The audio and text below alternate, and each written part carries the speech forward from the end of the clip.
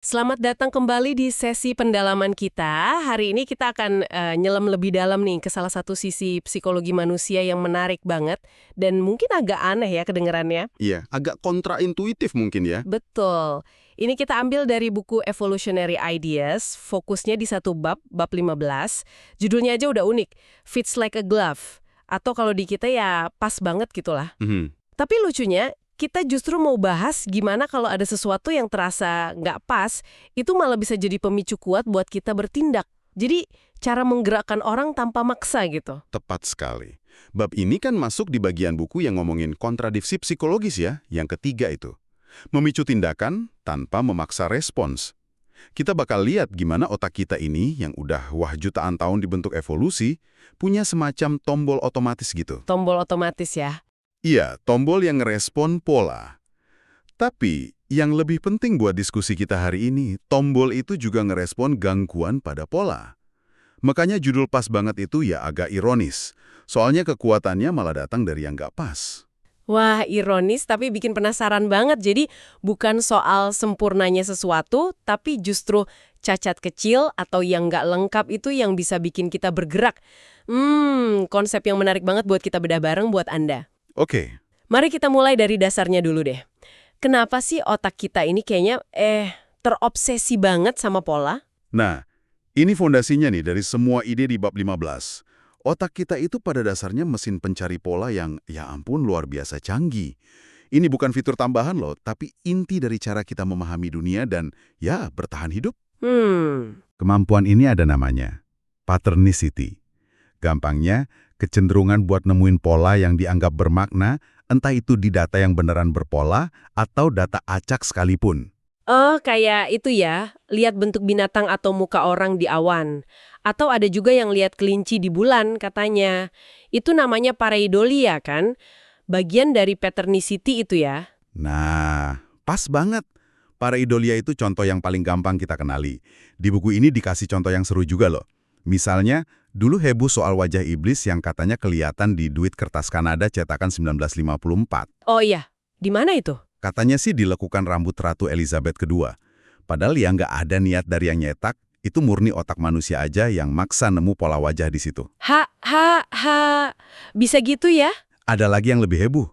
Roti lapis keju panggang punya seorang ibu namanya Diane Dwyer. Itu laku $28.000 di eBay. Gara-garanya banyak yang lihat gambar Bunda Maria di roti itu. Astaga, $28.000 buat roti. Tapi, tadi Anda bilang ini inti bertahan hidup. Gimana caranya lihat muka di roti bantu nenek moyang kita? Kan aneh.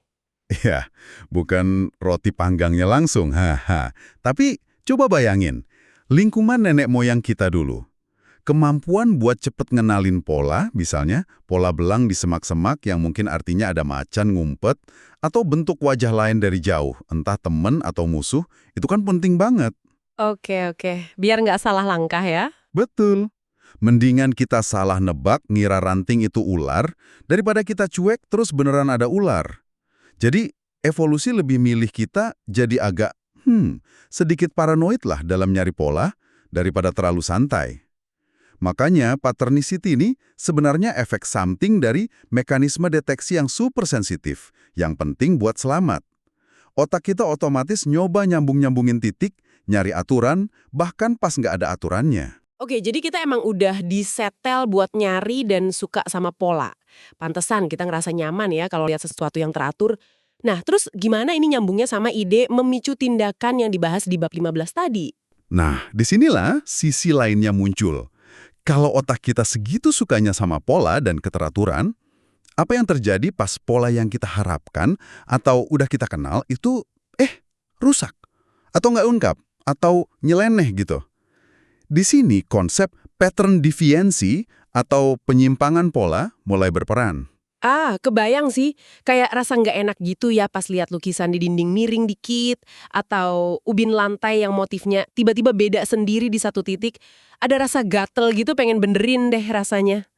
Persis. Buku ini juga ngasih contoh gambar potongan pizza yang acak-acakan, nggak rapi. Entah kenapa liatnya jadi pengen ngerapiin gitu. Persis. Rasa gatal psikologis itu, dia kuncinya. Otak kita tuh punya preferensi bawaan sama simetri, keteraturan, kelengkapan. Kenapa? Ya karena pola yang teratur itu lebih gampang diproses otak, lebih efisien, nggak butuh banyak energi mikirnya. Oh gitu ya? Simetri itu juga seringnya di alam diasosiasiin sama kesehatan, kestabilan. Nah, pas kita ketemu sesuatu yang nggak simetris, nggak teratur, atau nggak lengkap, itu tadi, pattern deviansi itu bikin semacam tegangan di kepala atau disonansi kecil lah. Dan tegangan ini yang bikin kita pengen bertindak. Tepak. Rasa nggak nyaman itu sekecil apapun mendorong kita buat nyari solusi, buat balikin keteraturan, buat nyelesain polanya. Entah itu ngelurusin lukisan, ngerapiin pizza, walau cuma dalam hati, atau contoh lain di buku. Kenapa harga bulat kayak 200.000 itu sering lebih narik buat beli barang impulsif atau emosional dibanding harga presisi kayak Rp198.760? Kenapa tuh? Karena harga presisi itu ngerusak pola keteraturan angka 0 yang gampang diproses. Harga bulat rasanya lebih selesai, lebih nyaman aja buat otak, padahal bedanya dikit doang kan logikanya. Wah, menarik nih. Jadi bukan cuma soal bagus dilihat apa enggak, tapi juga soal gampangnya otak mikir dan dorongan bawah sadar buat menyelesaikan sesuatu ya. Saya jadi kepikiran, fenomena kayak cliffhanger di akhir episode serial TV tuh pakai prinsip ini juga dong. Nah, itu contoh bagus banget. Kan dibikin gantung tuh ceritanya, polanya nggak selesai. Bikin kita penasaran banget pengen tahu lanjutannya minggu depan. Betul. Cliffhanger itu bentuk naratif dari pattern deviansi. Pola ceritanya sengaja diputus pas lagi tegang-tegangnya, bikin rasa nggak lengkap yang kuat banget, dan itu yang bikin penonton balik lagi nyari penyelesaiannya. Ini juga nyambung ke efek psikologis lain, kayak efek Zeigarnik. Efek Zeigarnik, apa itu? Itulah kecenderungan kita buat lebih ingat sama tugas atau cerita yang belum selesai, dibanding yang udah beres. Otak kita kayaknya terus kepikiran sama yang belum kelar itu. Oke, makin jelas nih konsepnya. Otak nyari pola, pas polanya rusak atau nggak lengkap, muncul dorongan buat benerin atau nyelesain. Nah, pertanyaan utamanya, gimana kita bisa pakai pemahaman ini secara sengaja, kayak yang disaranin bab 15, buat mancing tindakan di diri sendiri atau orang lain? Nah, ini kita masuk ke aplikasi praktisnya. Kalau kita paham dorongan naluriah ini, kita bisa ngerancang situasi, komunikasi, atau mungkin produk yang sengaja ada elemen nggak sempurnanya atau nggak lengkapnya buat mancing respons. Tujuannya bukan buat bikin orang kesel ya, tapi buat nyiptain sedikit ketegangan atau rasa penasaran yang cukup buat mendorong orang jadi terlibat atau melakukan sesuatu. Bisa kasih contoh yang lebih konkret mungkin selain soal marketing atau desain visual tadi? Tentu, coba kita pikirin skenario lain. Misalnya dalam, katakanlah, pendidikan atau pelatihan.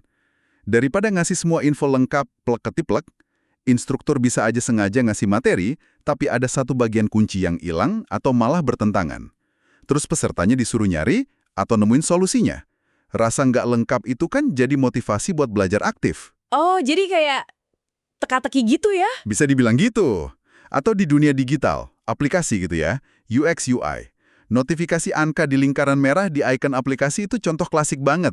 Lingkaran merah itu, polanya, angka di dalamnya itu ngerusak kebersihan lingkaran itu, jadi muncul dorongan buat bersihin dengan cara buka aplikasinya. Ah iya bener, sering banget kegoda buat buka cuma biar angkanya hilang.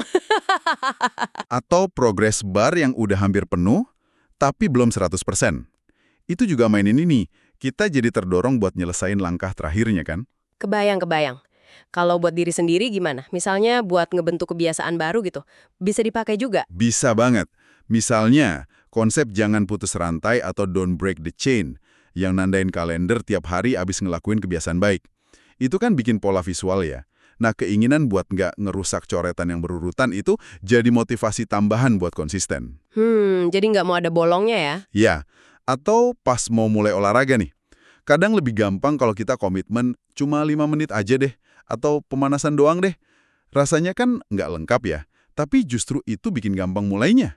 Dan seringnya, begitu udah mulai, dorongan buat nyelesain sesi olahraganya muncul sendiri. Kita mecah pola nggak ngapa-ngapain, pakai langkah kecil yang rasanya belum tuntas. Oke, kalau dalam komunikasi antar orang atau pas presentasi gitu, tadi nyinggung soal cliffhanger, tapi mungkin ada cara lain. Ada dong. Misalnya ngajuin pertanyaan retoris, terus dikasih jeda agak lama. Itu bisa bikin audiens mikir lebih aktif nyari jawaban karena ada kosong yang perlu diisi. Atau mulai cerita atau analogi tapi sengaja digantungin dikit buat dijelasin nanti. Itu bisa nahan perhatian orang. Hmm, Bahkan pakai data visual yang sengaja nunjukin adanya gap atau anomali, sesuatu yang nyimpang dari pola umum. Itu bisa jauh lebih narik perhatian daripada cuma nunjukin tren yang lurus-lurus aja. Gangguan di pola itu yang mancing pertanyaan, loh kenapa nih beda sendiri? Tapi, bukannya ada risiko ya kalau kita sengaja bikin sesuatu jadi nggak pas? Bisa aja malah bikin orang sebel atau dicuekin. Batasannya di mana sih? Nah, ini pertanyaan penting banget. Ini bukan soal bikin sesuatu jadi jelek atau susah dipakai loh ya. Kuncinya itu di keseimbangan. Gangguan polanya kudu cukup kelihatan buat mancing rasa gatal atau penasaran tadi. Tapi nggak boleh kegedean, sampai bikin frustrasi, bingung, atau malah mikir ini barang rusak atau nggak berkualitas. Jadi harus pas gitu ya gangguannya? Iya, lebih ke subtle, halus gitu. Sedikit aja keluar jalur dari yang diharapkan. Misalnya, sedikit asimetris di desain bisa narik mata. Tapi kalau desainnya ancur banget ya, pasti ditolak. Satu pertanyaan belum kejawab bisa bikin penasaran, tapi kebanyakan nanya tanpa arah ya bikin capek. Jadi perlu paham konteks dan siapa audiensnya. Makanya di buku itu ditanya, pola apa yang bisa kita rusak biar orang bereaksi? Perlu milih pola yang pas dan cara ngerusaknya yang strategis. Jadi ini ada seninya juga ya selain sainsnya ya.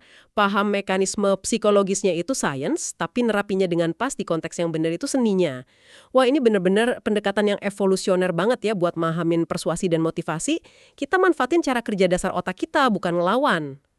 Iya, kalau ditarik lebih luas lagi, bab 15 ini nunjukin gimana kalau kita paham banget mesin di balik kelakuan manusia, kayak obsesi otak sama pola, dan nggak sukanya sama gangguan pola, itu bisa buka strategi baru yang seringnya lebih halus dan efisien buat ngarahin perilaku.